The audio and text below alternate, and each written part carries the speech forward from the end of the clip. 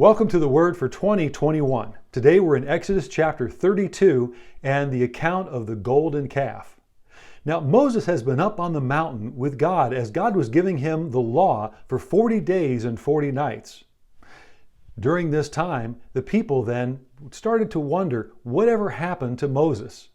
Now the people that came out of Egypt were not only Israelites. It says in Exodus chapter 12, verse 38, that there were many non-Jews that came with the Israelites when they left Egypt. Now, this was a mixed multitude that had come out of Egypt, and this mixed multitude also was trying to get them to go back to Egypt many different times. They became a snare and an influence over the Israelites. They were holding on to idols. In Joshua chapter 24, verse 23, Joshua was speaking to the people and he said, "Throw away the foreign gods that are among you." The people were still holding on to their idols. They always wanted to go back to Egypt, go back to the old way of living, go back to idol worship. Moses is up on the mountain and Aaron is approached by a number of people, and they said to Aaron, "Would you make gods for us to go before us because of this fellow Moses? We don't know what has happened to him." Why would Aaron do such a thing? Aaron had his own issues. He wanted also to be seen as one in charge. We read in Numbers chapter 13, verses 1 and 2, that Miriam and Aaron even spoke against Moses. And what did they say? "Has the Lord only spoken through Moses? Has he not also spoken through us?" So pride was an issue with them. Maybe this was an opportunity for Aaron to be seen as the one in charge. An orchestra leader was once asked what the most difficult instrument to play in the orchestra was. Without batting an eye, the orchestra director said, "Second violin." Another way to put it, second fiddle is the hardest instrument to play. Everyone always wants to be first. Very few people ever want to be second. Aaron might have seen this as the opportunity for him to be seen as the one in charge. So he told the people, "Give me the gold jewelry that you have." And then he took that gold, he melted it, and he fashioned a calf out of it. He used a tool to make it exactly the way it should look. Well, the people worshiped this idol. They ate, they drank, and then it says they got up to indulge in revelry. Other translations say they got up to play. What does that word actually mean? Revelry? It means shameful activity. It means without moral restraint. It was sexual immorality. God then spoke to Moses while he was on the mountain. He said, "Go down, the people have corrupted themselves." In fact, God even said, "I'm so angry that I want to destroy them, and I'll start all over with you." Later on, that might have been a real temptation for Moses. After all, how did they treat Moses?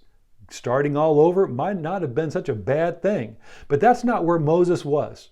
Moses interceded for the people, and then the Lord relented, it says, from his threat. Well, as Moses came down to the people, it says that his anger burned against them, and he took the 10 commandments that God had given him, written in stone, he broke them into pieces before the people. Then he took the calf, he burned it, pulverized it, and made a powder out of it. He put it in water and then made the people drink it. Moses, he probably wanted to make the people sick to their stomachs for what they had done.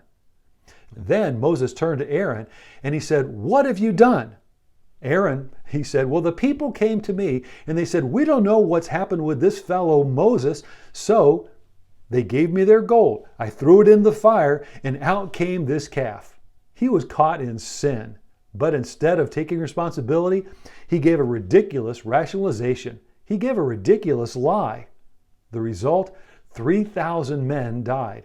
But then in Deuteronomy chapter 9, verses 18 to 20, we read that Moses went for 40 days and 40 more nights before the Lord and interceded for the people. He asked God to forgive the people, and not just the people, but Aaron also, because God was so angry he wanted to kill Aaron. As Moses was interceding for the people, he literally prayed, "Please forgive their sin or blot my name out of your book of life." What would cause someone to have that kind of compassion? What would bring someone to that kind of resolve, that kind of self-sacrificing desire? I believe it only comes from being in God's presence. Moses has been in God's presence. God has been speaking to him as one man speaks face to face with his friend.